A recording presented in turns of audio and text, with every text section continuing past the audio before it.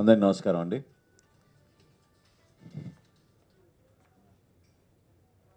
ఇవాళ గుంటూరు జిల్లాలో సత్తెనపల్లి నియోజకవర్గంలో జనసేన పార్టీకి సంబంధించిన నాయకులు, కార్యకర్తలు, జన సైనికులు వీళ్ళపైన అప్రజాస్వామికంగా గ్రామంలో ప్రశాంతమైన వాతావరణంలో క్షేత్రస్థాయిలో జరగాల్సిన పంచాయతీ ఎన్నికల్లో కక్షపూరితంగా ఒక అహంకారంతో ముందే ప్రణాళిక పరంగా దాదాపు 70 నుంచి 100 మంది వచ్చి మా పార్టీ శ్రేణులపైన దాడి చేశారు. ముందుగా ఈ విషయం తెలియగానే పవన్ కళ్యాణ్ గారు స్పందించి మమ్మల్ని అందరినీ కూడా ఆ ప్రాంతానికి వెళ్ళి హాస్పిటల్లో ఎవరైతే అడ్మిట్ అయ్యారో వాళ్ళందరినీ కూడా కలిసి వైద్య సేవలు ఇంకా అదనంగా ఏమైనా చేయాలా,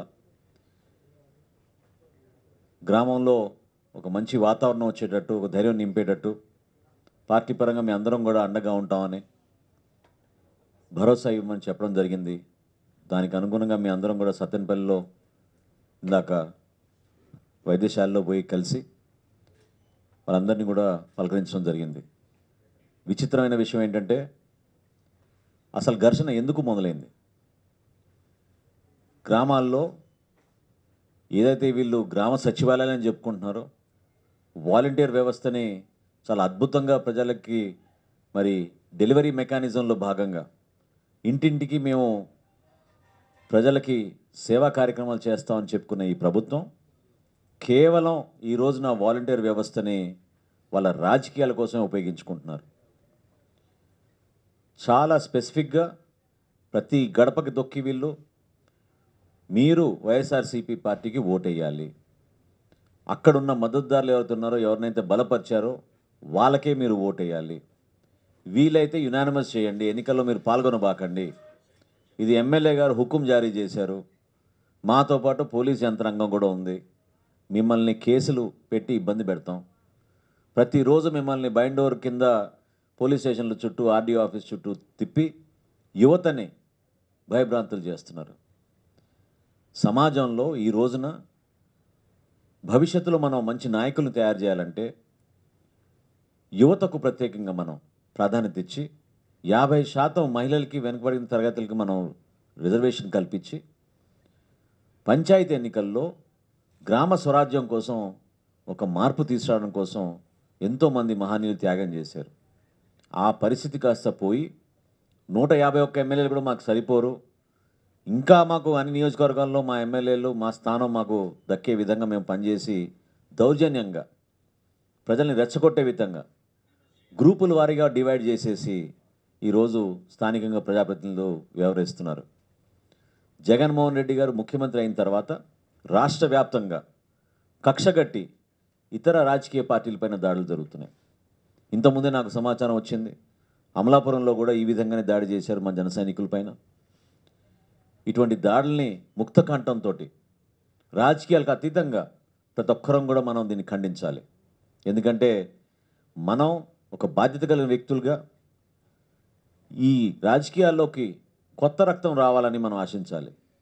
ఆ మార్పు రావడం కోసమే పవన్ కళ్యాణ్ గారు ఎంతో తపనతోటి ఈ ప్రభుత్వం పన్నిన కుట్రని యునానిమస్ ఎలక్షన్ చేసుకుందామని వీళ్ళు చేసిన ప్రయత్నాన్ని ఆపడానికి కోసమే పవన్ కళ్యాణ్ గారు ప్రతి వార్డులో కూడా ప్రతి గ్రామంలో కూడా సర్పంచ్ ఎన్నికలకి మీరు నామినేషన్ వేసి నిలబడండి అని యువతను ప్రోత్సహించారు.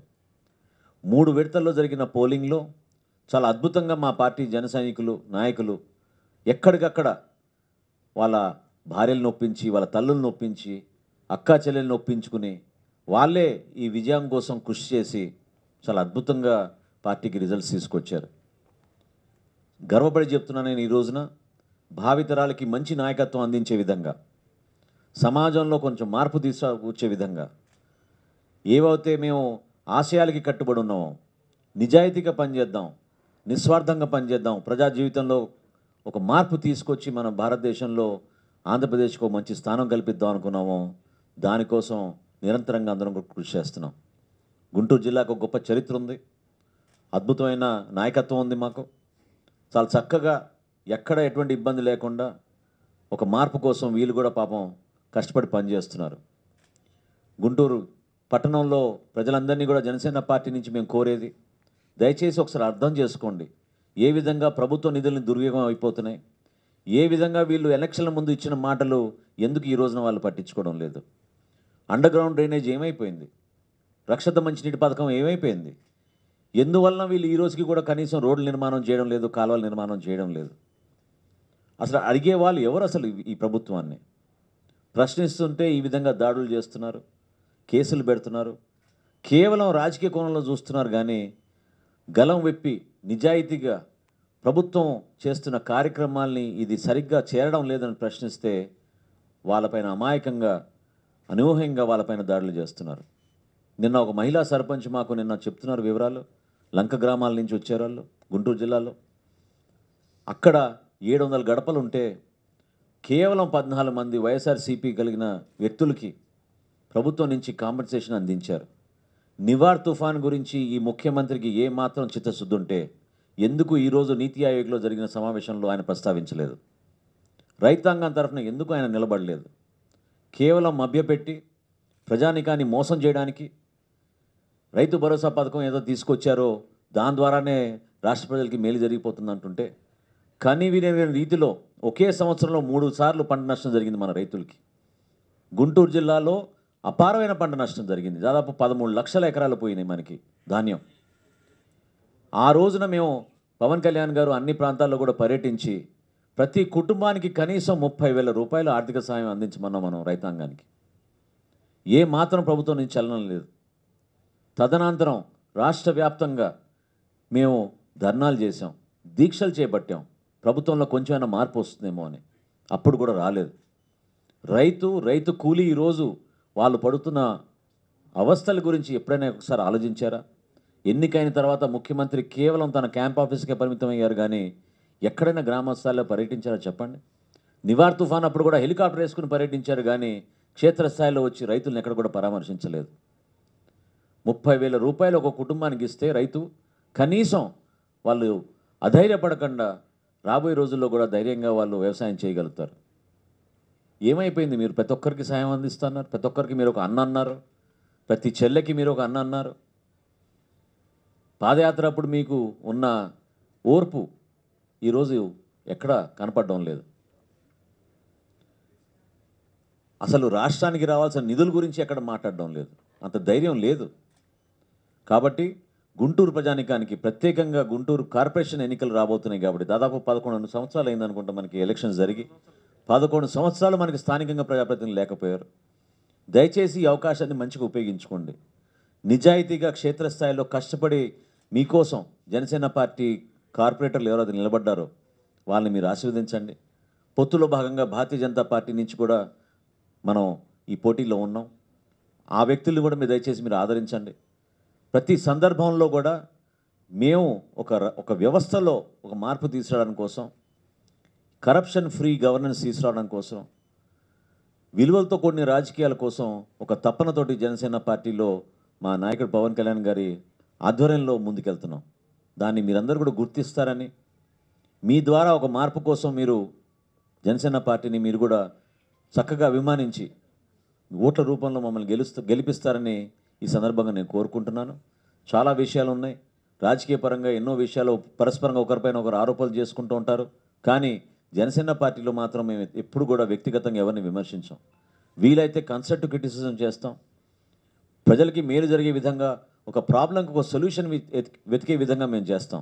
అందుకనే రైతాంగం తరఫున వీళ్ళు నిలబడడం లేదు, రైతాంగానికి మోసం చేశారు, కేవలం పత్రికా ప్రకటనలకు పరిమితం అయ్యారు. కాబట్టి చలో అసెంబ్లీ పిలిపించాం. దాన్ని రాష్ట్ర వ్యాప్తంగా జన సైనికులు, నాయకులు ప్రతి ప్రాంతం నుంచి వచ్చి సంఘీభావంగా రైతాంగం కోసం చలో అసెంబ్లీ కార్యక్రమాన్ని తప్పకుండా విజయవంతం చేస్తాం. ఏ విషయంలో కూడా సరే పార్టీలో మాకు అంతర్గతంగా మేము అందరం కూడా చర్చించుకుని ఒక దృఢ సంకల్పంతో నిజాయితీగా పనిచేద్దాం, ప్రజల పక్షాన్ని నిలబడదాం అనే కాన్సెప్ట్లో మేము ముందుకెళ్తాం తప్ప ఓటు కోసమో లేకపోతే కన్వీనియంట్ పాలిటిక్స్ కోసం చేసే పాలిటిక్స్ జనసేన పార్టీలు ఎప్పుడు ఉండవని మీకు మనవి చేసుకుంటున్నాను. ఇంకేమైనా క్వశ్చన్స్ ఉంటే నేను తీసుకుంటాను. ఫస్ట్ డే ఆఫ్ అసెంబ్లీ చలో అసెంబ్లీ అండి. అది ఏ రోజు జగన్మోహన్ రెడ్డి గారి ప్రభుత్వం శాసనసభ సమావేశాలు నిర్వహిస్తారనుకున్నారో అదే రోజు రాష్ట్ర వ్యాప్తంగా జనసేన పార్టీ నుంచి మా నాయకులు జన సైనికులు రైతాంగానికి ఒక నిండు భరోసా ఇవ్వడానికి కోసం, రైతుతో పాటు నడవడానికి కోసం, వాళ్ళ కుటుంబాలకి ధైర్యం నింపడానికి కోసం పవన్ కళ్యాణ్ గారు ఏదైతే ఆ రోజున ఒక యాత్రలాగా తిరిగి వర్షాల్లో కూడా ఆయన ప్రాంతాల్లో పర్యటించి రైతుకు భరోసా ఇవ్వగలిగారో అదే స్ఫూర్తితోటి చలో అసెంబ్లీ కార్యక్రమం కూడా చేస్తాం.